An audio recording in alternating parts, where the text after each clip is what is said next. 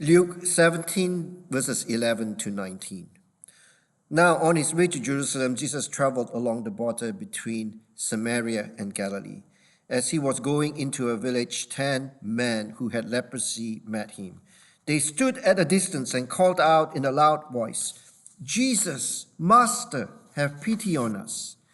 When he saw them, he said, "Go show yourselves to the priests." And as they went, they were cleansed. One of them, when he saw he was healed, came back, praising God in a loud voice. He threw himself at Jesus' feet and thanked him, and he was a Samaritan. Jesus asked, "Were not all 10 cleansed? Where are the other 9?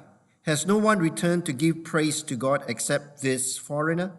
Then he said to him, "Rise and go.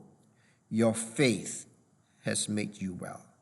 Luke 17, verses 11 to 19. During the time of Jesus, the people looked down on other people who had leprosy. Leprosy is a disease which causes people to have sores on their skin. People think that they can catch leprosy just by coming in close contact with lepers. Therefore, they stay as far away as possible from the lepers. As a result, lepers are considered outcasts. They are not allowed in the synagogues or the temples. Jesus enters a village on the border between Samaria and Galilee. There are 10 men who have leprosy. They are probably living in this small village on the border because neither the people of Galilee nor the people of Samaria want to have anything to do with them. The 10 men see Jesus and his disciples coming. They stand at a distance and call out to Jesus, "Jesus, Master, have pity on us.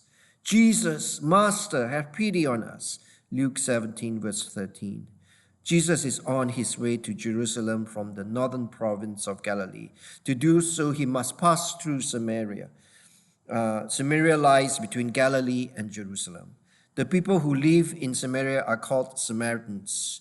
During the time of Jesus, the Jews despise the Samaritans. They call them outcasts or foreigners. Why? Samaria was the northern kingdom of Israel until the Assyrians conquered it in 721 BC. After that, there was intermarriage between the Jews and the non-Jewish Assyrians. This resulted in Assyrian non-Jewish faiths becoming integrated with Jewish faith. The Samaritans have their own version of religion. In John 4, the Samaritan woman at the well tells Jesus that they worship on their own mountain and not on Mount Zion in Jerusalem. So the people of Jerusalem regard the Samaritans as half-caste heretics. They do not regard them as true Jewish people. The Jews have nothing to do with the Samaritans. The 10 lepers consist of 9 Jews and 1 Samaritan. If you visit a doctor's clinic or the ER of a hospital, you will find that there is no distinction made between race, religion, or culture. There you will find all kinds of people waiting for the doctor or for some form of treatment. As human beings, we all face death and disease. We all need healing from God. It does not matter if we are Jew or non-Jew or Samaritan. It does not matter if we are born in Asia, in Africa, in Europe, in North America, or in South Africa. It does not matter if we are rich or poor or middle class. We all need healing from God. Here, when it comes to the 10 lepers in Luke 17, it does not matter if you are a Jew or if you are a Samaritan. If you have leprosy, you have a difficult life. You try to cope with these disease together, the 9 Jews and the 1 Samaritan. Everyone in the village rejects you. You are desperate. You wonder how you are all going to survive, Jew or Samaritan. You are all in the same boat. Then you hear of a young Jewish rabbi and his disciples coming to your village. His name is Jesus. You have heard that Jesus heals people. All the 10 of you rush out to the front entrance of the village to welcome him. And as Jesus approaches the village, all 10 of you cry out, "Jesus, Master, have pity on us." How will Jesus respond to you? Luke 17, verse 14. When he saw them, he said, "Go, show yourselves to the priests." And as they went, they were cleansed. Jesus had earlier healed a leper in Luke 5. Whether it is the first leper in Luke 5 or the 10 men in Luke 17, Jesus asks them to show themselves to the priests. The priests will see that they no longer have sores and will certify them as healed and cleansed. They are then allowed to enter the synagogue or the temple. These 10 men start their journey to the priests. On their way, they find that their sores are gone. However, now we come to the scandal of the story. Luke 17, verses 15 to 16. One of them, when he saw he was healed, came back, praising God in a loud voice. He threw himself at Jesus' feet and thanked him, and he was a Samaritan. All the 10 men do not return to Jesus to thank him. It is only that Samaritan, that outcast, that foreigner who thanks Jesus. The actions of this lone Samaritan say something about his heart. He comes back to Jesus. He's not quiet about it. He praises God with a loud voice. He throws himself at Jesus' feet. He thanks Jesus. This Samaritan is truly grateful for Jesus' act of healing of him. Here in Canada, we observe Thanksgiving on the second Monday of October, as opposed to the US practice of celebrating Thanksgiving on the last Thursday of November. Whether Canadian or American, we celebrate Thanksgiving in acknowledgement of our gratefulness before God for the bountiful harvest. Both Canada and US have an agricultural history, which is the basis of Thanksgiving. Here in Canada, we celebrate Thanksgiving first in October due to the earlier occurrence of the cold weather in the true north, strong and free. It is at Thanksgiving that we are reminded to be thankful to God for all the blessings of life God has endowed with. We are blessed with so much that we tend to forget how blessed we are. Then we forget to thank God. Here is the story of Julia. She reads the story of these 10 lepers in Luke 17. She reminds herself that it is only the Samaritan who returns to Jesus to say thank you. We are taught from childhood to say thank you when we are given something or helped in some way.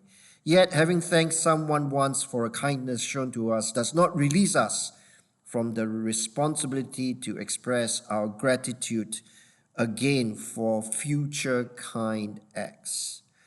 Even so, we often forget to thank family and friends for their help, concern, affection, and attention, or for a tasty meal and a tender embrace. We sometimes behave in a similar way toward God. In the Bible story about the 10 lepers healed by Jesus, only one thanks his healer. The other 9 healings go unacknowledged. Perhaps that percentage applies to us. Maybe we forget 9 times out of 10 to notice and give thanks for the gifts of love in our lives. I can imagine Jesus standing before me saying, "You have thanked me for one miracle, for one answer to your prayers, but what about the other times?" I don't want to take my blessings for granted. I want to have a sensitive and grateful heart. I want the people around me to know and hear that I value their part in their life, in my life, each small kindness that they show me. And I want to remember to thank God too for each good gift in my life. Each day we can pray to live with gratitude. Luke 17, verses 17 to 19. Jesus asked, "Were not all 10 cleansed? What about the other 9? Has no one returned to give praise to God except this foreigner?" Then he said to him, "Rise and go. Your faith has made you well." Jesus is a Jew. He is merely articulating what Jewish people say about Samaritans. He refers to the Samaritan as a foreigner. However, I do not think that Jesus is trying to promote the discrimination that the Jews have for the Samaritans. If Jesus agrees with this Samaritan, he would have not healed this Samaritan. If Jesus agrees with this discrimination, he would not have healed the Samaritan in the first place. In fact, it is Jesus who acknowledges that it is only the Samaritan who returns and gives praise to God. The author of this gospel, Luke, emphasizes that all 10 men were cleansed. In other words, all the sores are gone. All the 10 men can return to the village. They no longer have leprosy. However, it is only the outcast Samaritan who returns and gives praise to God. Jesus acknowledges his faith. Then he said to him, "Go, rise and go. Your faith has made you well." Luke 17:19. His faith has made him well. His faith has saved him. The Samaritan teaches us that there are 3 steps to faith. First, he is in the same boat with the other 9 Jewish friends who have leprosy. They all cry out to Jesus for healing. "Jesus, Master, have pity on us." This is their first step of faith. They cry out to Jesus for healing.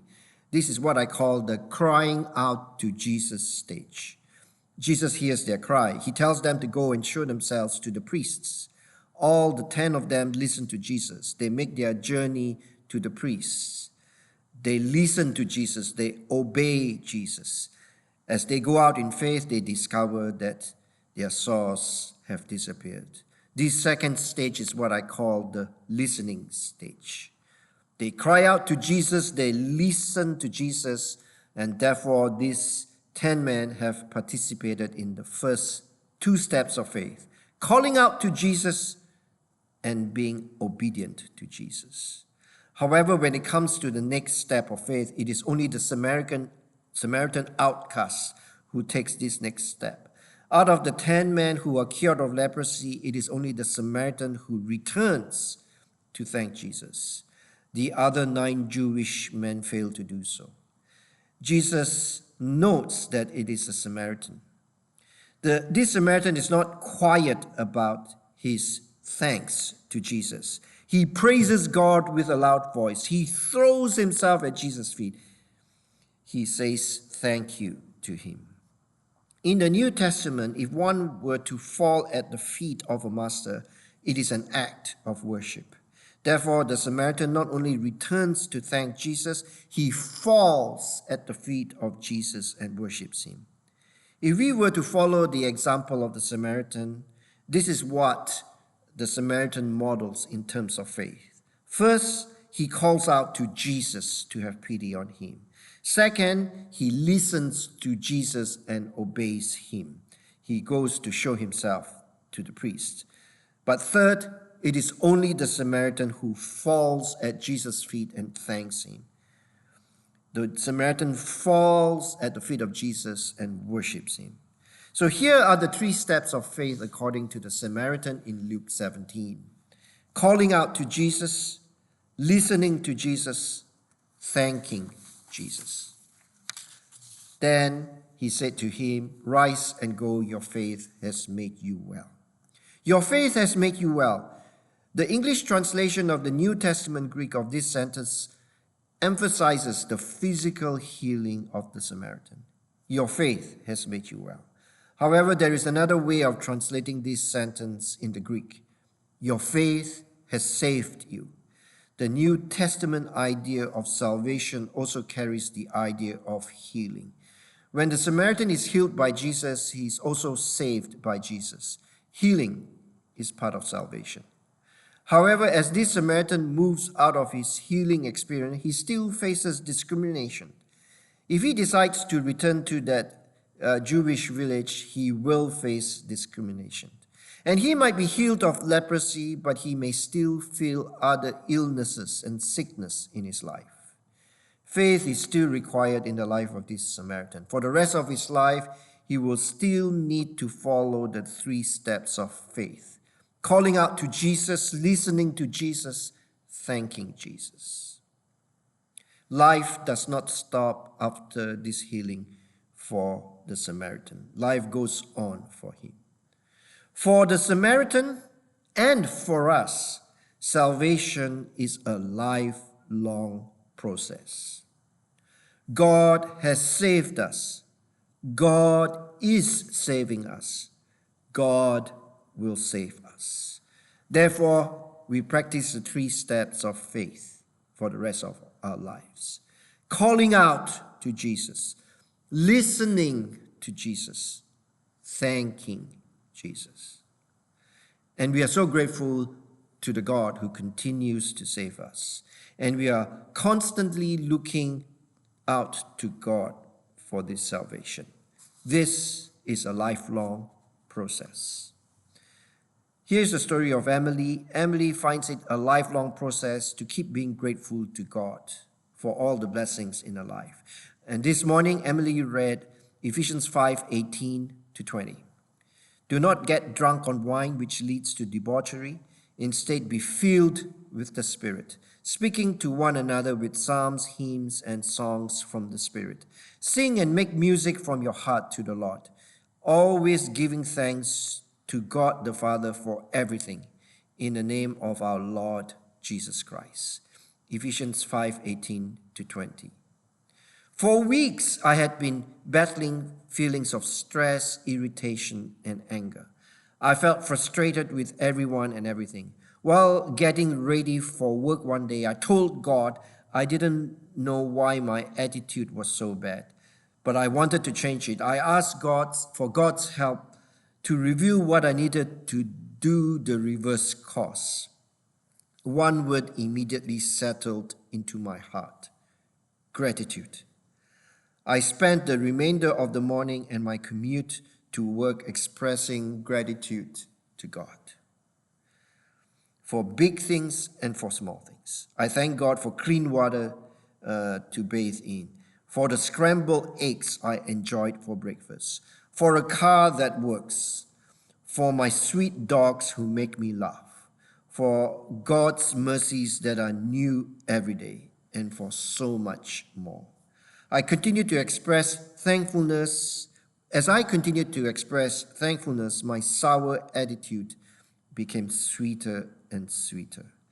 Ephesians 5 reminds us to make music to the Lord with our hearts and to give thanks to God for everything.